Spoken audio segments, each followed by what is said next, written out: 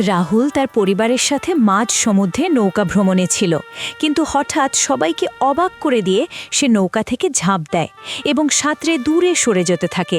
তার স্ত্রী তাকে ফিরে আসার জন্য চিৎকার করে ডাকতে থাকে, কিন্তু রাহুল সেদিকে ভ্রুক্ষেপ না করে সরাসরি তার এক ধনী বান্ধবীর জাহাজে গিয়ে ওঠে।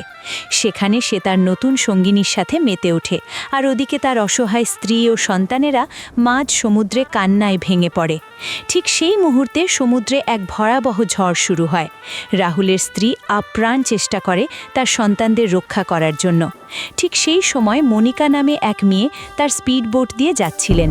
মনিকা রাহুলের স্ত্রী আর সন্তানদের কষ্ট দূর থেকে দেখতে পান এবং তাদের নৌকার কাছে গিয়ে তাদের মনিকার স্পিডবোটে তুলে নেন। 3টি প্রাণ বেঁচে যায়। অন্যদিকে রাহুল তখন তার বান্ধবীর সাথে বিলাসবহুল ডিনারে ব্যস্ত।